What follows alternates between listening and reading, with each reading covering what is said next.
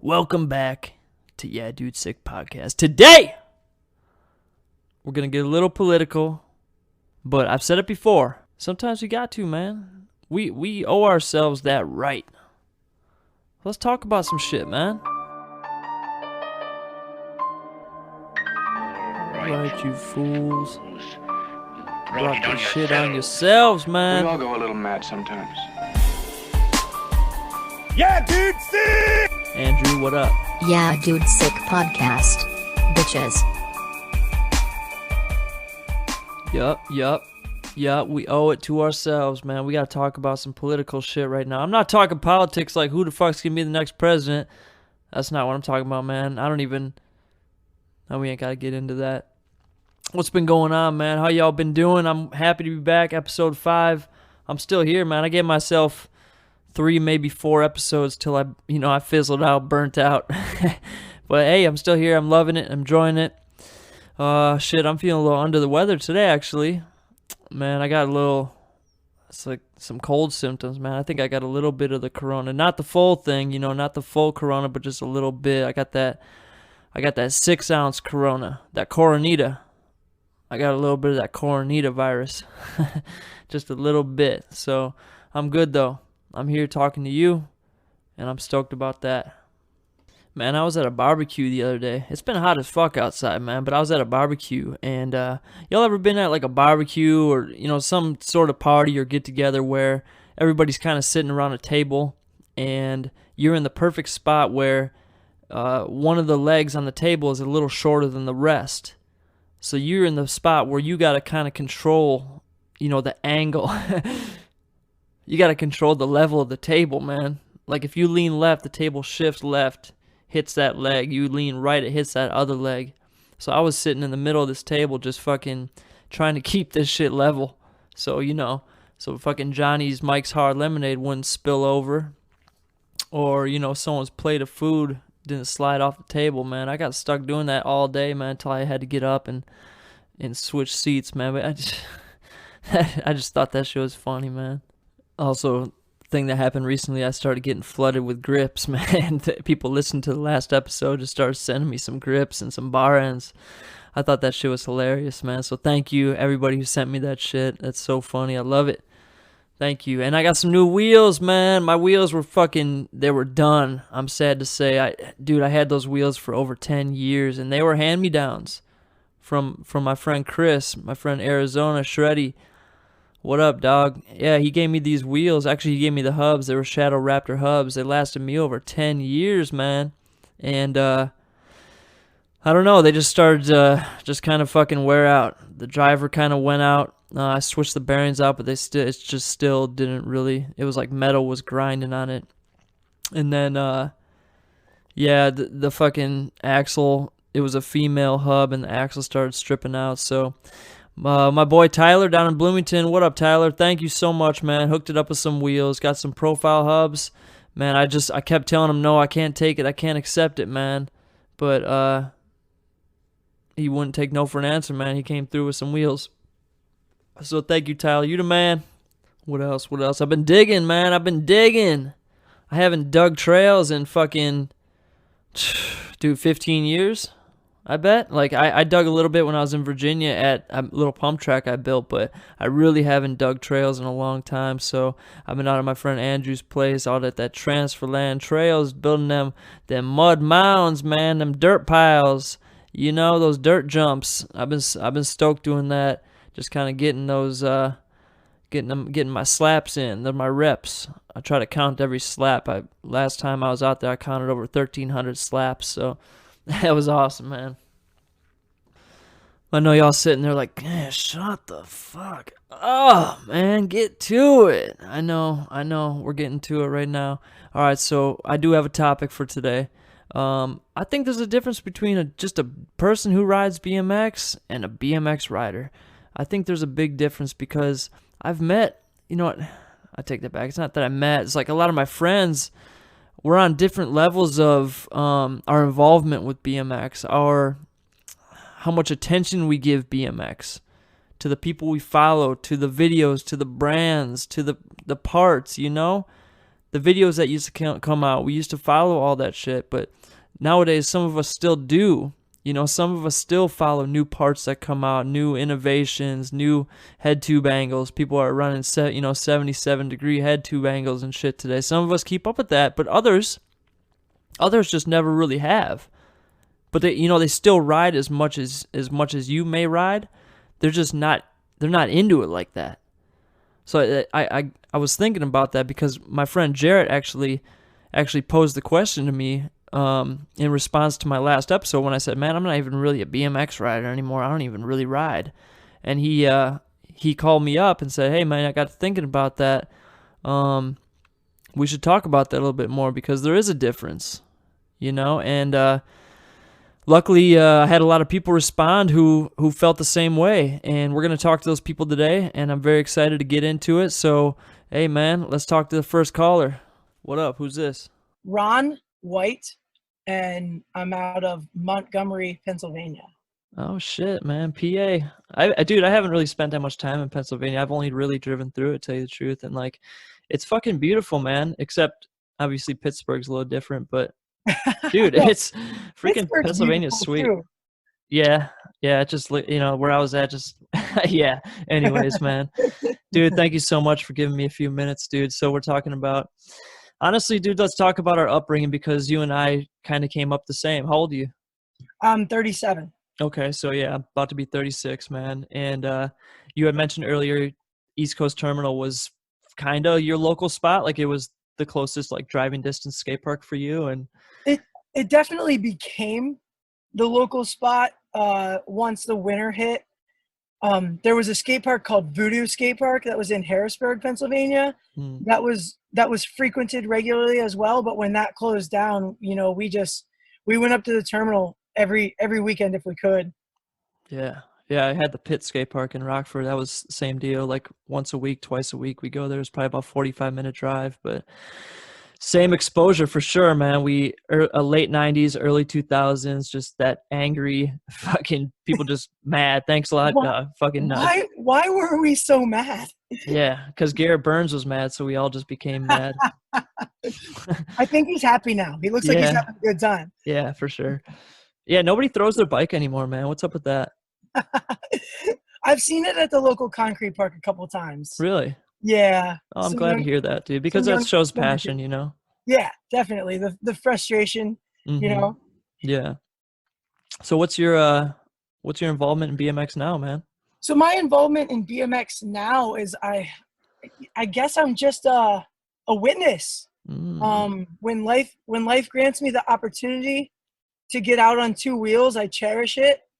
But I have a family of 7, including myself, and God damn. I'm self-employed, and Mm, like some things as you quote unquote grow up, mhm. you know, they have to take a back seat no matter how hard you try. And you reach a point and it's like, if it doesn't support your family, if it doesn't make you money, if it doesn't provide you the same fulfillment that it once did, Mhm. you know you've got to like pump the brakes a little bit. and Mhm. and as I have come to terms with everything and how busy life got, Mhm. like now bike riding it's something that I share with my kids. It's pretty cool to be able to. I've like gotten each of my kids their own. They all have BMX bikes. We go to the local concrete park. I take my son out to the wheel mill every year Mhm. for his birthday. Nice. And now it's just like riding bikes is like a family reunion. Mm. So I leave, like, I don't ride here because all of my friends that I've made through BMX will live everywhere else. So, I'll travel out to the wheel mill. I'll travel down to Caddy to the trails. I'll travel out to Hazleton to some other trails and just catch up with old friends. It's like family. Yeah. That's cool, and that's a really good point you made about kind of like, I don't know, cutting things out of your life. Like I've definitely went through that myself. I have 2 kids. I'm married. I'm in college. I'm in the military. Like I'm pretty fucking busy myself. So like I had a bunch of hobbies for a long time. I played softball forever. I played basketball and shoot video and BMX, of course. And like I remember once at one point, my daughter was real young, and I was like, dude, I got to get rid of some shit, you know? So I just thought about the things that were like the most important to me, and fucking now it's just pretty much BMX. I go fishing a lot with my son, but that's just because he's really into it. But yeah, that's a really good point you made, dude. Yeah, like at some, again, I'm just gonna repeat it. You know, at some point, some things have to give, Hmm. and I'm lucky enough now that every once in a while the kids will be like, "Hey, can we go to the skate park?" Hmm. And I can try to find the time to make that Right. happen. Right. But regardless of ditching BMX, you still, just knowing you from Instagram, you still have some things to be able to kind of just channel your, not really frustration, but you know, when life gets difficult, I know you have ways to channel that. And what's that all about? Yeah. So back in 2000, late 2007, I was extremely overweight. I'm pushing 260 pounds on a 5'8" frame. You know, Mm, that's not a very small guy. mm-hmm. And I'm going to make this the shortest possible story that I can. I was watching mixed martial arts one night, bored off of my ass, and I was like, "Yo, these guys have the body type that I wish I had." And within a couple weeks, I was inside of a gym, inside of a martial arts gym, learning how to fight, and I lost 80 pounds, and I took my first amateur fight in 6 months, and Wow. you know, and that led me towards like a lifestyle of health and fitness, and I got into CrossFit and became a CrossFit gym owner, and you know, and that kind of took over. Damn, man. So you're the cult leader, huh? So to speak. Yeah, so to speak. That's cool, man. Good for you. And like I said, BMX or not, like we just, people need a way to be able to, a positive way to be able to channel that stuff. And for you, dude, health and fitness is more important than And the and cool ever right now. the coolest thing about that though is it's kind of come full circle.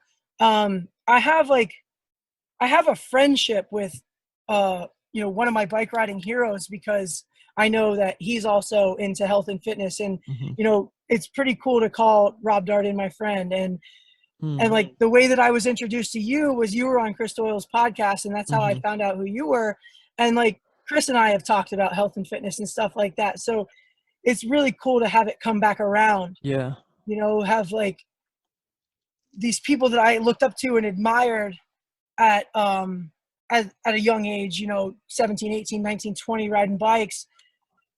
I've grown up and had actual real life conversations, and talk about stuff that wasn't involved with bikes, and and be able to help them out in a way here and there. Yeah.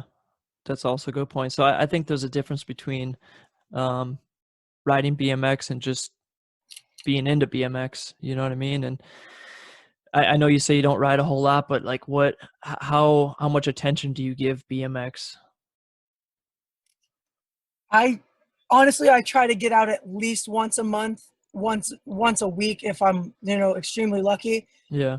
I live in an extremely small town, and there's like barely even curbs to bump off of, like Well, there's not even. I'm not necessarily talking about riding specifically. I'm just saying like all Okay. the other shit, you know what I mean? The media, the trends, the So parts that are coming out and stuff like that. um as far as like what's going on behind the scenes outside Mhm. of riders riding, I Mhm. don't pay attention to any of that. Okay. Cool. I mean you that's know that's um I have a handful of riders that I follow on my Instagram, and I get mhm. super stoked watching them ride. you Mhm.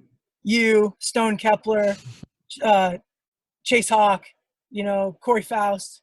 Mhm. Yeah, Stone's awesome. I've been following him for a while, and it's cool to see him grow up a little bit, you know? Yeah. Fucking dude rips. Little but youngster. that's but yeah, that's my connection anymore, is like when I see someone do something awesome on a bike now, it doesn't inspire me to go ride anymore. It Mm. inspires me to go do the things, to go be awesome at the things that I know I can be awesome at. Hmm. like it still gets me just as hyped up as it did, watching Criminal Mischief right before we would go ride. Like, Yeah, that's cool, man. I don't know if you said this, but someone was relating something back to David Goggins, where if you know who David Goggins is, right? yeah, dude, for sure. Yeah, so he'll post like a motivational video when he's running, but like, it doesn't necessarily make you want to go run, but it makes you fucking hyped up to go do something Hell productive, yeah. So that's Like cool. I see Mike Howell drop in on the mega ramp, and I'm like, okay, I want to go throw some weight around. Like, Yeah, just just that warrior mentality, just yeah, getting out there. get you excited to be alive. Damn, that's cool, man. Hell yeah, Ron. Dude, I appreciate the time, man. It's fucking good to finally hear your voice. I know we've been following each other for a while. It's cool to finally talk. Hell yeah. Good Yeah, luck with the fam and everything, dude, in the gym. That's so sick. I'd love to get in there someday. Thank you. And yeah, man, you want to come out, there's definitely trails and, a few skate parks around that we can hit up. Hell yeah. Cool, man. Well, take it easy, dude. All right, dude. Thank All you. right. Later. Yep. That's a good dude. I'm glad we finally got to chop it up a little bit. Thanks a lot, Ron. It's good to, good to hear a different perspective. Someone who was definitely like fully into BMX at a certain time in his life, but now, hey, he's got other shit going on. So what are you gonna do? That's life. But yeah, I'm stoked to finally talk to him. I thought he was from Michigan for a long time, but apparently not. PA, stand up. That's funny though how, I don't know, it just seemed like BMXers used to be way more angry than they are now. Everything's a little kumbaya now, I feel like in the late 90s, people got a little more pissed off, but I don't know why. People got hurt a lot more, I feel like, back then too. Probably because of the bikes and shit like that. Everything was really heavy. But I don't know. What do I know, I'm just a dude who rides BMX. But I'm kind of a BMX rider too. What the fuck? I don't know. Let's get into another call. Take some calls from the request line. Hello, who's this? Jarrett Howe calling from Yuma, Arizona. Oh shit, Yuma. How you doing? Hey, how's Arizona, man? Hey man, it's all right. The scene out here is like, as far as like my local scene, it's not all that, but I mean, I'm a 5-hour drive from Vegas. Obviously, everybody knows there's like world-renowned skate parks in Vegas. Mm-hmm. I'm like Anthem. a 2.5-hour drive from San Diego. Oh shit. Phoenix is like a 2.5-hour drive as well. So damn. So you're in a nice little centered location, yeah. dude. And I've done a trip to basically all these spots. Damn. So you said 2.5 hours from San Diego? Yeah. Wow. I need to learn my geography, man, because I didn't think it was that close. Yeah, well, I'm like 20 miles from Mexico, but being in the military, I can't go to Mexico. Yeah, you ain't going up in there. Yeah, Marines, dude, Semper Fi. How's that been going? It's cool, man. It's definitely been life-changing. Mm-hmm. The Marine Corps given me the ability to travel. I mean, I went from the East Coast, Virginia Beach, Virginia is my hometown, to Yuma, Arizona, which is basically all the way across the map. So during that road trip, I hit a couple skate parks. It's been cool, man. It's been real cool. I mean, it's afforded me the opportunity to do everything else I can do. You know what I mean? Yeah, there's definitely misconceptions with joining the military and still being able to ride, but like shit, I've been in 12 years now and I've never really had to slow down, I guess. The only time is when I got deployed, but like honestly, I probably could have brought my bike there, to tell you the truth. Yeah, I wasn't given the ability to bring my bike on my deployments, but I feel like in the time that I was deployed, I deployed twice, 6 months the first time, like 7-8 months the second time. But I feel like in the time that I was deployed, like it helped me hone in. It helped me goal orient that much more on my bike. I don't know if that makes sense. It does make sense. And honestly, like that's a good point to make for the topic for the episode. Like we're talking about kind of just involvement in BMX. And like it seemed like growing up, some people, like some of my friends were very relatable when it came to just like details of BMX, I guess. Like things that just a dude who rides doesn't really think about. And like you just stated that when you're deployed, like you're thinking about riding, you know what I mean? You're thinking about honing in those tricks. So like, what's your involvement in BMX? Like how deep are you into it? Well, I've been riding since I was 13. So I'm 27 now. So I've been riding basically 15 years. I started out as that same kid that like, just like, hey mom, I want a bike. Got a bike and just enjoyed riding a bicycle. Mm-hmm. And I mean, within the first week, I learned how to 180, and I was like, oh dang, I might actually be like, I might be okay at this. And then That's pretty quick. So once I figured out like, oh man, I might be okay at this, I kind of dove in on like what BMX was. And I mean, everybody can define BMX as their own thing. Like that's kind of like, for me, there's so much depth to it. And I'm so passionate about riding bikes, but it all started, like I said, I figured out like, oh man, I might be okay at this. Like I might be good. So from there, I dove into, YouTube was like the thing back then. Everybody had like that computer room that just had a what are those desktop. They had like a desktop in it, and like you got a whole room for just that desktop computer. I'd spend hours just watching animal, dude. Mad animal videos. Steven Hamilton to this day is my favorite rider. Yeah, you always had to position the monitor to be like not visible when someone walked in case you were watching some weird stuff,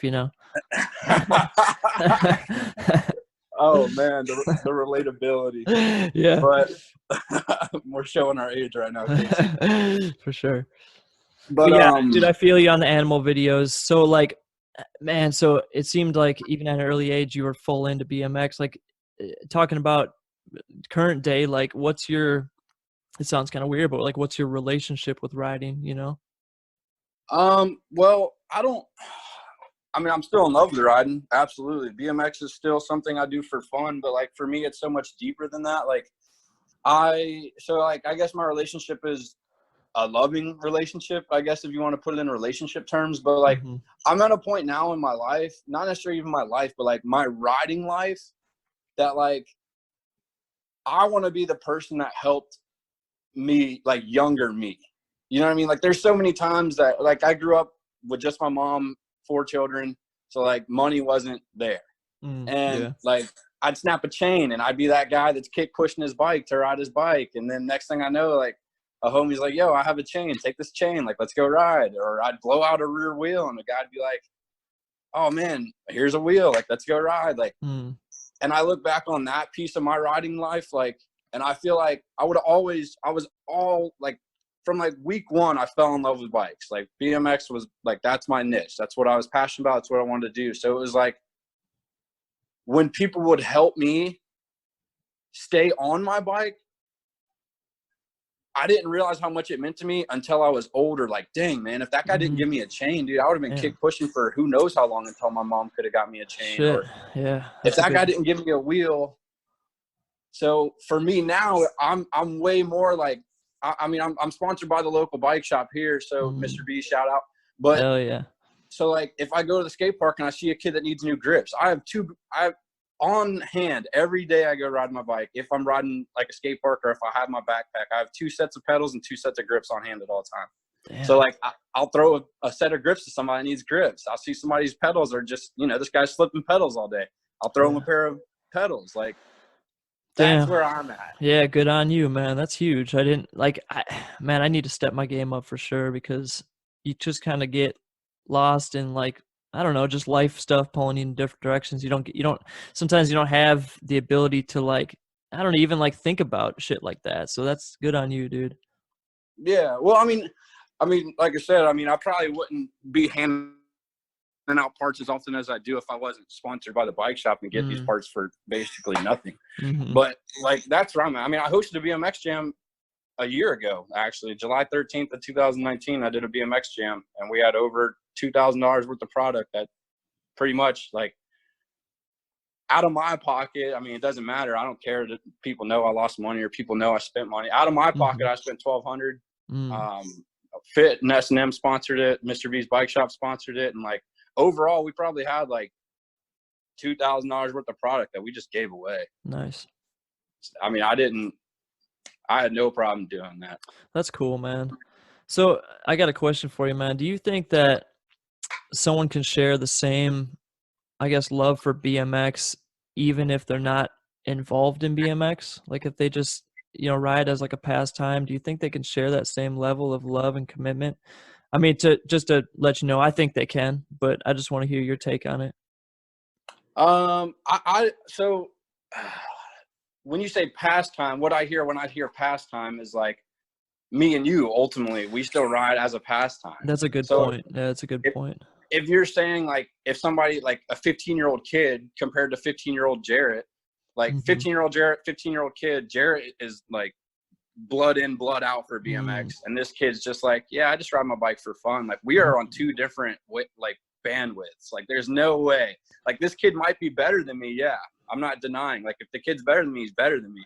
But as far as giving back to BMX, that kid is not going to give back to BMX. You understand what I'm saying? I do. And yeah, and as I asked the question, I kind of thought about that too, because I've definitely run into so many of those kids, and like you try to give them some attention and like see where it can go with them. I see how far they can go in BMX, but more often than not, they've always kind of like fizzled out. But there's always been one or two, But yeah, that's a really good point, dude. It's just I don't know, man. I've been thinking about it. Obviously, you kind of hit me with the topic, so thanks for doing that, man. Like BMX rider versus just a person who rides BMX, and I just was kind of trying to figure out like if someone can share that same level of love and passion for it, even if it's just I don't know, just something they do once a month or something they go and pick up their bike and get a sesh, Yeah, I think it all comes back down to the roots, though. Like me and you, for example, man, we were talking and like you were like, man, it's been like a month since I've ridden my bike. You know what I mean? Like, and I feel like me and you can go a year without riding our bike, and we will long to ride our bike. Yeah. Does that make sense? Yeah. Whereas absolutely. somebody that's just doing it for kicks is like, whatever. You know what I mean? Totally, man. That's a good point, man. Oh shit, man. Well, hey, dude, I really appreciate your time, man. It's good to hear your voice, and fuck, I hope we we meet up someday, dude. I don't know how or when, but hopefully we do. Oh, dude, that'd be so sick to rip and grip with you, man. Hell yeah. Fuck yeah, dude. But best of luck in the Marines, man. And if you ever need anything, just hit me up, all right? Absolutely, brother. Thanks, All right. Casey. Yeah, take care. Later. Later. Yeah, Semper Fi, baby. Good on you, Jerry. I think you're doing a good thing, man. Keep it up. BMX is always going to be there. Deployments, that shit will come and go for you, man, but you're doing a good thing. Just know that we're here for you, man. Respect. Yup, let's see who else we got. Yo, what up? Who's this? This is Dan Hilton, calling from Davenport, Iowa. Well, actually Buffalo, Iowa, right outside of Davenport. Hell yeah. What up, Dan? How you doing? Evil. Yeah, I don't hear that. I don't hear that much anymore. But yeah. Why'd they call you evil? Well, so originally, the second time I went to Rampage, I was 11 years old. It was hot as hell in the summer, and my hair is just all like slicked back, soaking wet. I'm dirty as hell, and I decided to jump the 4-foot spine. I dropped it on the 4-foot quarter, not even realizing that like it takes people a while to build up to dropping in. I just monster trucked down the quarter, took like 3 cranks out of 4-foot street spine, and jumped straight to flat. And all the locals were just screaming like crazy and calling me evil. I'm like, why are you calling me evil? And they're like, Evil Knievel, dude. Jumps everything to fucking flat. And I'm just like, oh, sweet. And I was like, I kept hearing them talking about, they kept saying, don't case it, don't case it. So every time I'd land flat on the ground, I didn't even know what casing meant. And I was like, am I casing it? And they're like, no, dude, you're not casing it. You gotta, yeah, you're good. Yeah. So that was kind of the beginning of me just being all about BMX, nothing but BMX. Damn. Well, that's cool, man. So have you been pretty deep into BMX like the whole time you've been riding, you say? Yeah, so I started riding Rampage, kind of the Mecca in '95 when it was the Mecca. That was kind of they're coming out of the dark ages of BMX, and people were starting to get more notoriety, and bikes were probably at their heaviest right then, and just they were testing the bounds with 40-pound bikes. So yeah, since 95 I've been all about BMX 100%. Of course, adult life and just life in general. I mean, you get injuries, or you get a new job, or you move, a new kid, join the military, all that type of stuff. BMX ends up having to take a back seat at some point, but for those lifers, I mean, you never get rid of your bike. That's like the golden rule. Yeah. You just don't get rid of your bike. And it'll always be there when you come back. That's cool. You said lifer, man. I've interviewed probably 4 people now, and we haven't talked about the whole lifer aspect of BMX, and that's pretty cool. You said that, man. I didn't even think about that,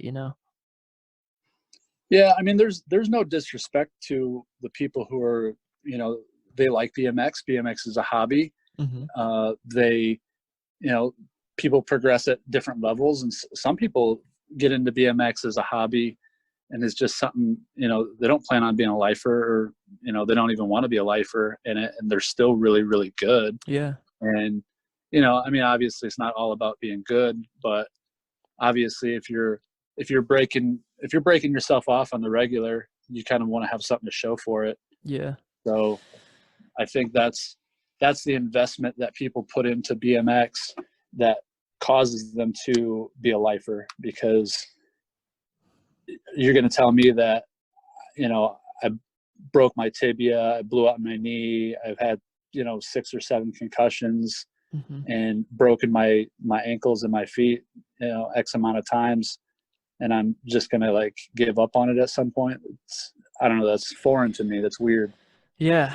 That's important you say that, because a lot of people, that would be a reason for them to stop, and that would show that maybe they're not as deep into it as you are, and it was weird growing up. It was very normal for me to know fucking every detail about BMX, and I was always really confused when the people in my crew just weren't on that level. You know what I mean? They didn't give it that much thought as far as learning shit about BMX, and I was really confused about stuff like that.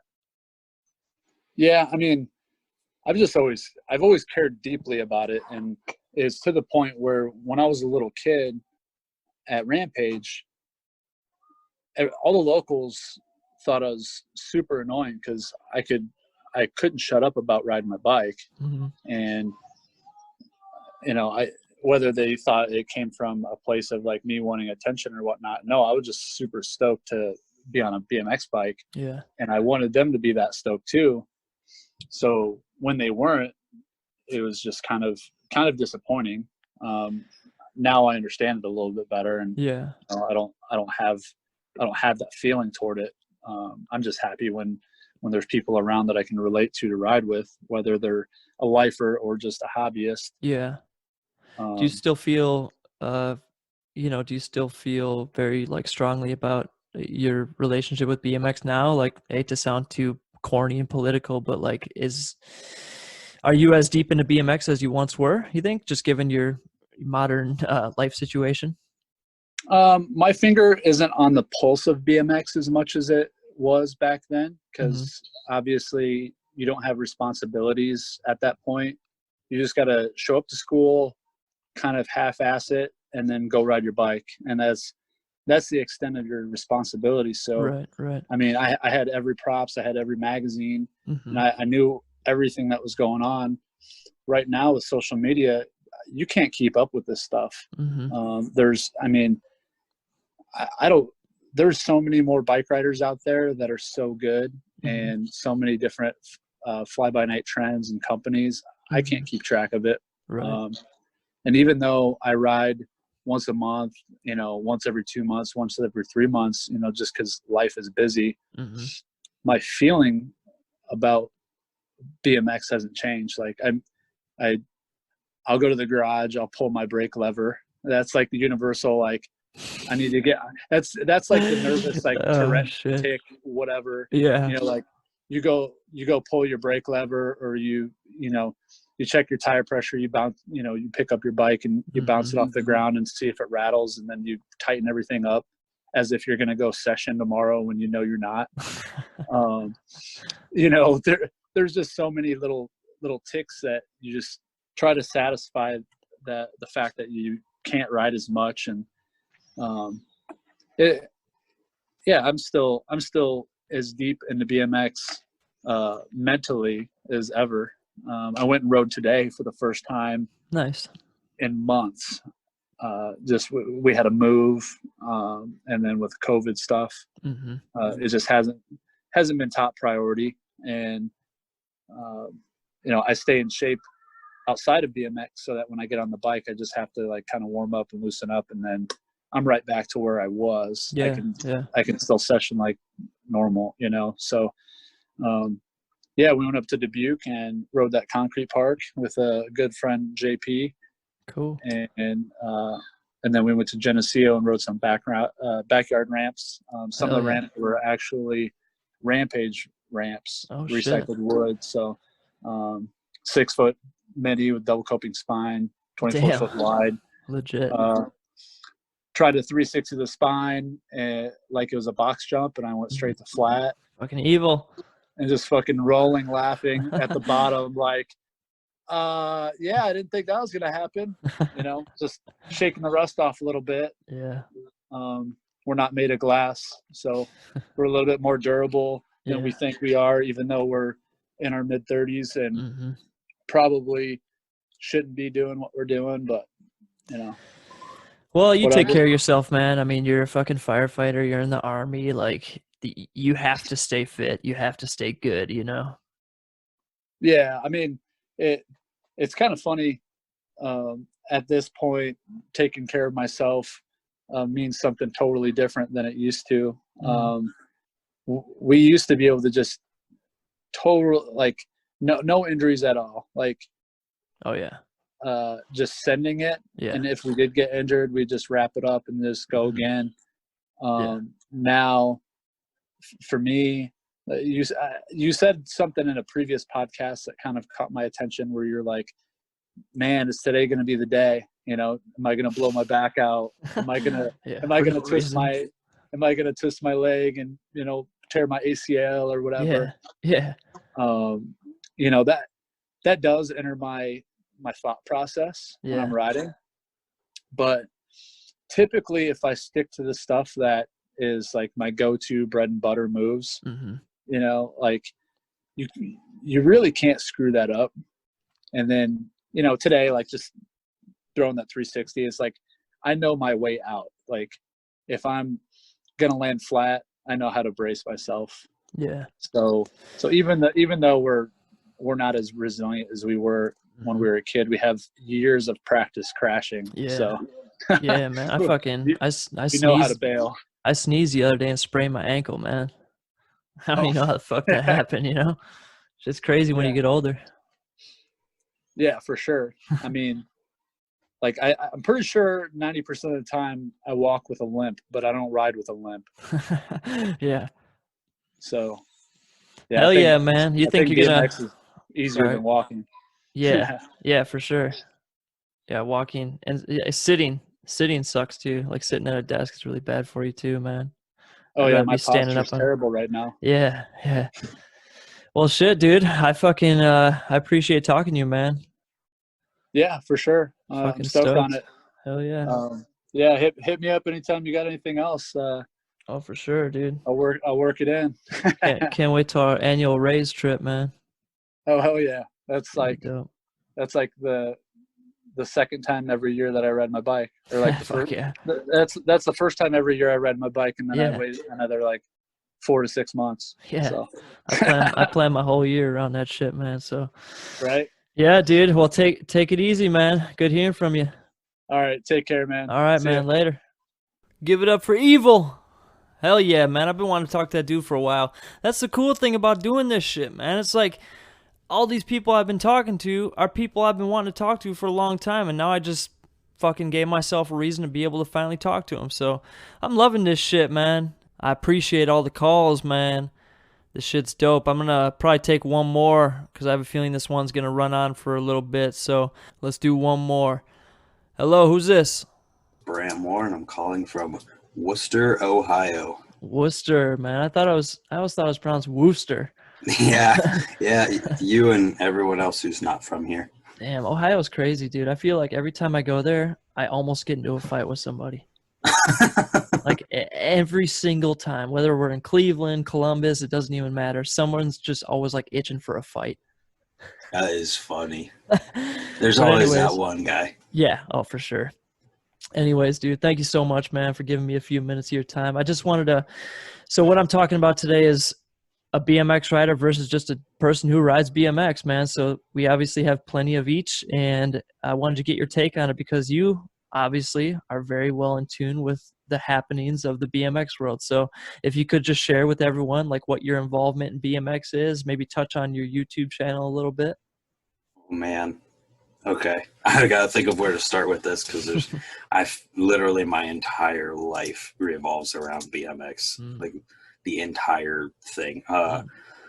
So I guess I could start with the stuff that's not my YouTube channel. Okay.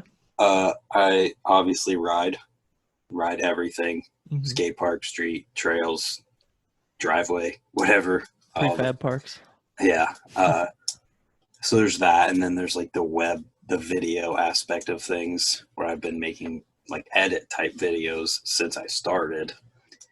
And so aside from that type of deal, I dig at the local trails. Me and the owner have been the main diggers up until this past couple of years when a couple more people started helping out a little more. As long as I can remember, ever since I came back from college in like 2012 or 13, I've been helping host at least 2 or 3 different jams every year. So I guess that's part of my involvement in BMX. Huge. That's big, man.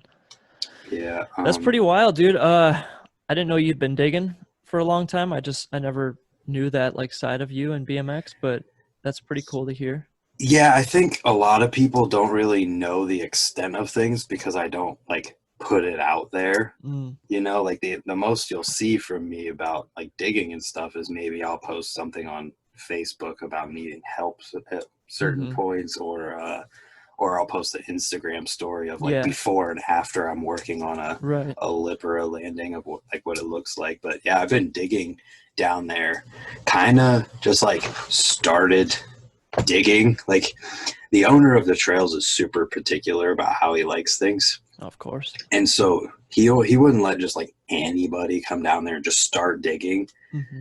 But I just kind of started, and I don't know. He never got on to me or anything. But I've been digging probably the same since before I went to college. So shit, man, like I might have been digging for 10 years at this point. Oh, nice. What I want to touch on real quick is I understand his side of like wanting, things done very meticulously, but also I'm sure you would want to do things too. Like you said, you got in and just started digging. So that kind of, I actually started digging recently too, and I hadn't done it for probably 10, 15 years, but I told this guy, I was like, dude, if I'm going to like lend some fucking, some hours of hard labor, like I kind of want to just give me a section to be able to do what I want to do. You know what I mean? With all the respect to him, but yeah. And like, I think I've become more particular than him at this point. Like when there's people at the trails, obviously, I think we've talked about it before, like my perspective on digging. Like I would rather do the digging than have other people come out and like feel like they have to dig before they can ride. I would rather like have it done before they get there and fix stuff after they leave, so that the only thing anyone who comes to ride has to worry about is just having a good time riding. Yeah. And I think part of that also comes from how particular I am, because when I'm riding these jumps, I want it to feel as smooth as I'm riding a concrete skate park. Yeah, no, that's understandable. And honestly, like we did talk about that, and that was my major beef with trails for a long time, was like that fucking vibe will just get so bad after a while. It just gets so ingrained in people that like no dig, no ride bullshit, man. Like I just feel like if I'm running a set of trails, I want to do that part myself. I want to do the perfecting it myself. I understand, like, hey, I need help digging a hole, digging this clay out, putting in this wheelbarrow. I get that, but like, don't make that the premise of like somebody arriving at your jumps, you know? Yeah, I mean, I can't like relate whatsoever because the trails that I dig at have always been there since I started. So I've never had to experience what it's like to just build a set of trails from the ground up. Yeah. We have built jumps, and I've helped build like brand new jumps, but not like a whole entire set of trails. Yeah, So like, that's a good I point. feel like and the other aspect of it is that these are on private land that the owner, like who rides more than any of us, owns. So we're never going to have to worry about them going anywhere. Yeah. I think that's another aspect of it too. Yeah. I feel like I can't relate as much. Yeah, that's a good point. There's layers to this shit for sure. Like starting a whole trails, set of trails is much different. I get it. I understand that. I'm fucking human. I get it, but Yeah. it's just some shit that I've come across. But anyways, man, I wanted to get I had a question for you, man. Do you think that you're very in tune with BMX, but there's also people who just ride for fun. You know what I mean? They ride. Not saying you don't ride for fun, but obviously you're a little more in depth with this shit. There's people out there who maybe pick up a bike once a month, once every couple months. Do you think they can still share that same level of like love and passion for BMX as somebody like, let's say yourself, who's like day to day, all day, just living, breathing BMX? I feel like it's a different experience of BMX, maybe. Just like you kind of covered it already. Like they pick up their bike once or twice a month. Yeah. Maybe they are into it just as much. Maybe I feel like it's just totally different depending on. Yeah. You'd have to like ask that person, I guess you could say. Yeah, like how do you feel you are with BMX? Yeah. I think that this gets into my response to you when you first posted this on Instagram is like, I feel like I can't answer this question for other people. Like you can have an opinion on it, but the second that I say this is what you are in regards to BMX, I'm an asshole because it's not right for me to be like, well, I have the authority to say what you are. Right. Like, I don't think that's right at all, but that doesn't mean I can't have like an opinion on it. Right. And I've known a lot of people through the years who have just picked up a bike once or twice a month, maybe even less than that. You still there? Yeah. All right, cool. That's a really good point, man. And honestly, like, obviously, like that's what I was expecting you to say. No one can tell anyone what they are, who they are, what they do. You know what I'm saying?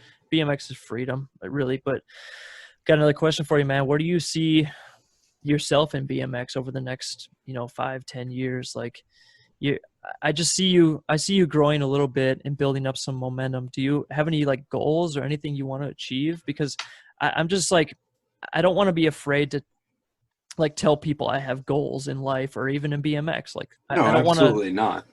So what's next for you, man?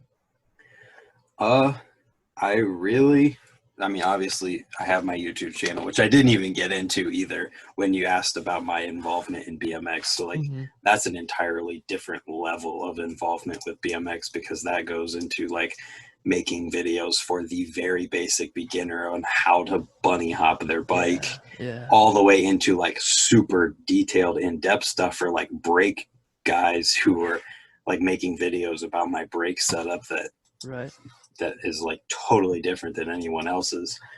So like there's that side of things. But in regards to your question, and in all honesty, like it's not about the money for me, but it was always a thought in my mind that a successful YouTube channel equals freedom.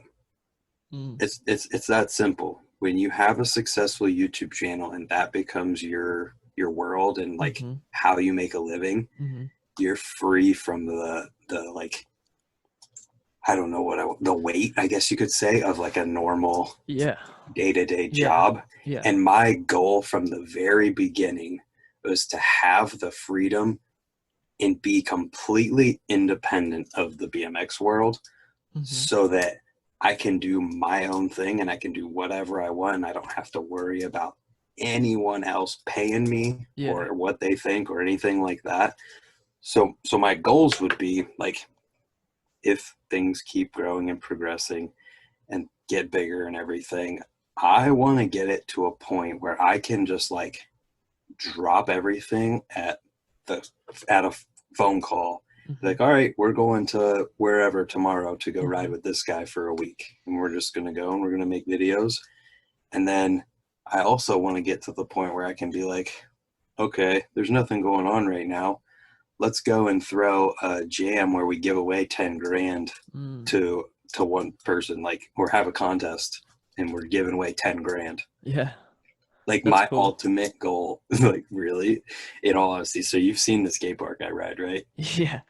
I want to have a contest at that skate park, a pro contest, and make the prize for first place pro 10 grand. Damn. So that you get people like, can you imagine like Nick Bruce? He lives close enough, he could just drive down to it. But like Nick Bruce and like Logan Martin and all those guys who would go out to a contest where they could win 10 grand, and then they have to ride a 4-foot and 3-foot prefab Woodward skate park. That's awesome. I mean, I think like that'd be amazing, and like that's crazy. the kind of stuff I want to do, because like before the past couple of years there was really much going on as far as like the people who are super successful in BMX like giving back like that. I just was like, dude, I want to be that guy. Yeah, that's cool. You mentioned about just like kind of traveling around, and like you could fucking start a YouTube series just riding with random like pro dudes or whatever. Like next episode, I'm gonna go ride with Corey Walsh wherever he lives at. You know, like Jason Watts, and like dude, make a series about just doing that. But one person that comes to mind is Danny Duncan. You ever heard of him? Oh, he's a YouTube guy, and like you want to talk about freedom, like that dude's living it for sure. Like all of his shit was done on YouTube, and now he just every day is just the freedom to do whatever the fuck he wants to do. So yeah, and you watch that, and cool. It's like every single day I'm watching these people on YouTube, and I'm just like, you know, that you get that drive inside you where you're just like motivated. I'm like, dude, this is what I want. I want to be able to just be like, all right, guys, we're going, Montana Ricky wants to do this, so guess what? We're going to go to New Jersey tomorrow. That's cool, man. I'm glad you're not, I'm glad you don't hesitate to openly say stuff like that, because a lot of people, they'll just hide behind this notion that they're just, I just in it for fun, and they don't give a shit about the channel. And like, it's okay to like care about stuff like that and want to succeed, So that's pretty cool. I think there's a negative, like negative notion, whatever you want to call it. Connotation with the negative connotation when it comes to money in BMX, and just like doing something. I don't know. I feel like it's frowned upon to try and be successful and like actually try to be successful. Like you have to just be this lazy, like super amazing, talented Dennis Anderson, Garrett Reynolds, and you have to just be able to just make it happen on your own. But I think those guys, do try to succeed too. You know what I mean? I think exactly. It's funny. It's just not open discussion to say that stuff, and it's not cool. Yeah. And I'm not saying like people try to be like Garrett Reynolds or Dennis Anderson or feel like you have to. Those are just like examples like of people who were naturally so gifted that they were successful at it. I feel like that's like the idea people feel like it has to be like. Yeah, and not to say they're not good examples for themselves. Like they definitely have huge followings, and they're a good person to look up to for sure, because they're positive people, and they're successful even though they're not pursuing it. So that's definitely a different aspect, and it's a good thing. But dude, you have a good perspective, man, and it's much different than the couple other people I've talked to so far, and that's good, dude. That's what this whole thing's about, just different, varying opinions and shit. Absolutely. So. And I think one of the things I wanted to say in the beginning real quick that I forgot about in the whole like being in tune and like BMX rider versus someone who rides BMX type deal. Yeah. I feel like myself and then the guy who owns the trails that I help out and ride at are perfect like examples. Like we are both our lives revolve around BMX, but in two completely different ways. Fuck, Like, that's a good point, dude. he doesn't know anything that's Wow. going on. He doesn't know who any current day riders are. The only people he knows about are people that he saw when he was coming up, like Brian Strebe and like Fucking those type of guys. fucking And then Chris like, Bennett. yeah, I don't even know if he knows about Bennett, but like Doyle. I remember seeing that dude ride at Ray. I think it's the guy you're thinking of, or the guy you're talking about. Yeah, he was on that Holmes. He had a Chris Bennett style, so that's who came to mind.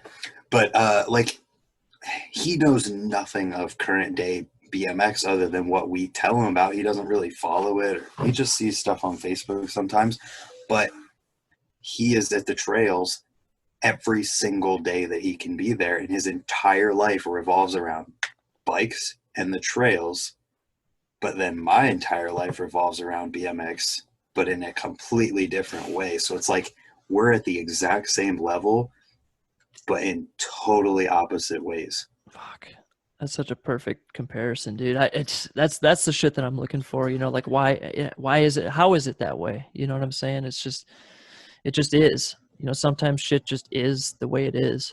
Mm-hmm. Yeah, pretty much. And I mean, there's also guys local to me that are like, they only touch their bikes once or twice a month, if that, and they're still like hardcore. Like, they go out and they send it and they have a good time and they're there. And like, I would never say that they're just like people who ride BMX. I feel like you could distinctively say the people, like, in my opinion, I guess, who just like ride bikes and ride BMX are like the people who just show up at the skate park and just kind of ride around in circles and aren't really like, I don't know, doing anything, I guess. Yeah, no, I understand what you're saying. Which it's like either way, like this is not a bad thing. Like, No. This whole tone just, you know, the tone of this entire topic seems negative, but really it's not. It's just I'm trying to figure out why things go the way they go. Like, who gets infected with this BMX kind of, you know, people get infected with being in tune with the whole BMX industry and all the ins and outs and shit, and some people don't. Like, how does that happen? You know, that's what I've been trying to figure out. Man, I hope you do, because at this point I feel like it's just something that is in tune with you. Because even to this day, the guy who got me into BMX in the first place doesn't ride BMX anymore. He just got a dirt jumper again last year. But like, he got me into BMX, and I guess he was one of the more casual guys who like never really like sent it and never like got to a really, really high level of riding. But he was obsessed with it at first, and then like I got into that same level, and then he fell out of it, and I've just gotten even further into it since then. Yeah, that's crazy to see the people you grew up with riding, like who's gonna last, you know what I mean? Like, we had a pretty big crew, but there's fucking 3 of us left. Barely, you know what I'm saying? Like, we're all just kind of hanging on for dear life at this point, but that's pretty crazy. Man, I just remember, I have all this stuff when you first said that I thought of that I forgot about. My buddy Ryan, who was literally just here swimming with me earlier, all of our lives, like, he tried to ride, you know, and he was kind of a casual rider who would ride maybe once or twice like a year. He would come down to the trails, he'd kill it a couple times a month when he got real into it, and then all of a sudden over the winter and then really in the spring, something clicked, and now he is on the same level like as me. Like, he's like, when we ride, and we ride all the time, and he's learned, like, so he progressed and learned so many tricks every session in the spring, and now he's just goes out and he jumps everything at the trails and does tricks and is learning tricks on 20-foot doubles like he never has in his entire life. It's like that thing that we're talking about that's inside somebody, just like flipped like a switch. Wow, that's pretty crazy. I just felt like growing up, and like I've always been very into like every little detail about BMX, like when it comes to brands and magazines and, you know, new parts coming out and shit, and like innovations, and like I always felt, I don't know, I don't want to say like I felt like one step ahead of the people who weren't into that, but I also felt like I felt good knowing shit like that for some reason. I felt good like knowing that I was that deep into BMX. Does that But I sound weird? think no, it makes sense, and I feel like that's part of why people get like super super deep into football and Yeah. stats and Yeah, that's a good all of point. this other stuff. And I'd bet anything that if those people found BMX instead of football or whatever sport it is, Mhm. they'd be just as into BMX as that. Yeah, I could see that. But yeah, that just kind of goes back to like who kind of perseveres and who pushes through into like their fucking 20s and 30s into BMX and is still fully into, like, how does that fucking, how does that happen? You know what I mean? Every kid, you know, tons of kids get BMX bikes, but how many kids like go into their teenage years, 20s, 30s and still riding? You know what I mean? Like, what Not, makes that happen? I don't get it. I don't know, man. I really hope you find out though, because it's like cars and girls, Yeah. just Yeah. that ends it for so many Mhm. people.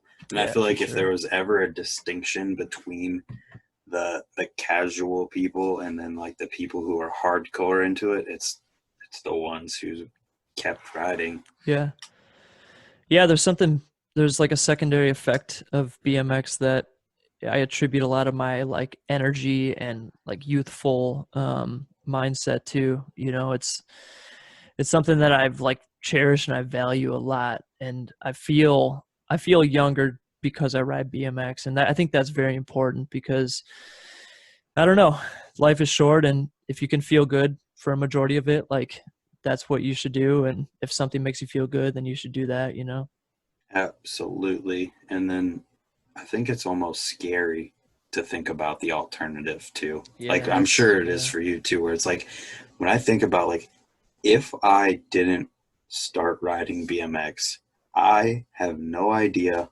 I'd probably just be doing nothing just like everyone else. Yeah. Yeah, it becomes a part of you and your person, you know what I mean? It becomes a part of who you are. That's pretty wild. Yeah, there's not a lot of, I mean, there's a lot of things out there that are that way, but at the same time, there's not. Yeah, not as deep as BMX gets, but damn, we're getting deep in this thing, man. I'm sorry, I just like to talk. No, that's cool. I just fucking deep into BMX, you know? Yeah, it's true though, and like when you think about uh, when you think about that whole football side of things, like it sounds kind of funny to think about someone feeling like football is a part of them, like we Mm. think about BMX being a part of us. But to that person, it's not funny at all. Like that's real.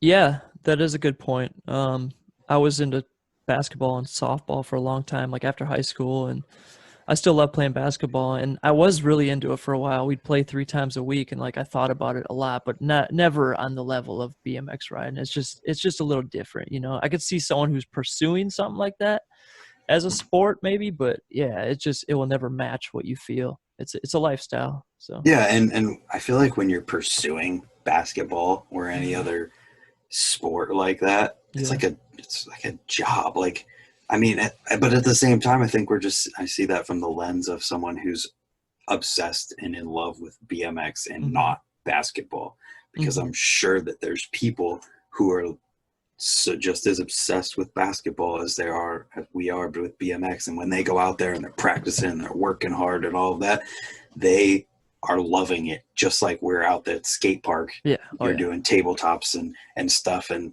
they're shooting threes and they feel exactly the same way. Right. Right. It just Yeah. goes to show that like I've never thought about that before. I've never thought about that mindset of like basketball and sports and stuff. I've Hmm. always been of the mindset of like team sports suck. I hate Mm. team sports because they end after high school for most people when Hmm. BMX is forever.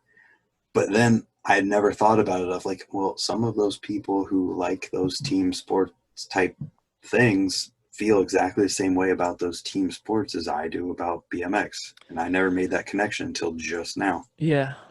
Yeah. It's something I've seen firsthand because like street ball leagues are very big in some cities, and I've seen that stuff, and I know that people are obsessed with stuff like that, and they go home and they think about it, and they're not necessarily trying to get to the NBA, but they just all they care about is like maybe that game that's coming up or the tournament or something like that. So I know that this shit kind of floods into, or it kind of like leaks into different sports and like the feeling, you know what I mean? So it's Yeah, pretty deep, man. I feel like it's a good like lesson even for myself, and like you never know like what's going on in somebody else's head and what someone like genuinely like cares about and whatnot. So it just makes me feel like I want to be more considerate of those things. Yeah, there's definitely this notion in BMX that team sports are the devil and fuck team sports and all that shit. But I've never felt that, dude. Like I've played team sports my whole life. I've coached for a long time, and like there's a lot to gain from a team sport. There's teamwork. There's this leadership mentality that you can develop, and there's self-esteem and confidence and all this shit, man. It's just a lot of times people are just very closed off to outside perspectives like that. And yeah, I think I'll probably never stop like telling parents and stuff about it when they're at the skate park, because a lot of parents like push their kids into stuff they might not necessarily want to do, or the kid just like doesn't care. Yeah. So it's like, oh, I'll just go play football or play basketball. There's or whatever, that side of it too. Like that's not cool. But that's whenever I'm like, listen, when high school ends, when college is over, those sports don't necessarily stick around. If you keep your kid riding BMX and they like it, they stick with it, this will legitimately go until they're older than you are right now. Yeah, that's kind of a good point to end on, is like BMX will always be there for you. You know what I mean? Your bike's always going to be there. You may not be there for BMX, but that's okay, man. If you ever want to come back, it'll be there. Yep. And what I'll end it on is that the industry and mainstream BMX has zero effect on that whatsoever for the vast majority of people in BMX. So at the end of the day, literally the only thing that matters is you and your bike. Yeah, that's huge, man. As long as they keep making parts, it don't matter. Yep, that's right, dude. All right, Brant Moore, I appreciate it, man. Wooster. Yes, we're going to get on a call for my channel sometime. I think we should do that. So I'm always ready. We can make it longer and just chit chat and BS. I'm always ready, man. Hit me up. Sounds good. All right, Thanks Brant. Take it easy, man. On here. Hell yeah, I appreciate it. Yep, we'll talk to you. Later. See ya. Damn. Okay. Hell yeah, man. We went in a little bit. Sometimes you got to do that. I've said it before, man. We give a lot to BMX. We give our whole lives sometimes. So we all got opinions on it. Don't be afraid to share them. Damn, man. Whew, it's getting late. I got to go to sleep, man. I'm stoked to have these people on, share some different perspectives. I definitely learned a lot. I learn a lot every episode, but I think I learned a little bit more this time. I'm excited to hear from everybody. Let me know what you think. Let me know what you think of the podcast so far, just in general. And, if you could, head over, leave a rating, maybe leave a little bit of review. Say this guy's trash, whatever you got to say. It would help. I love this feedback. It feels pretty cool, man. So hit me up. Let me know how you feel. Let me know how you feel about BMX. If someone said something on here that didn't sit well with you, let me know. I want to talk about this shit, man. We could have a follow-up to this. If you got something to say, fucking holler at me, man. Don't hold back. It's 2020. We don't have time to hold back anymore. That time's up, man. It's time to go all in. All right, y'all stay up. Yeah, dude, sick. I'm out.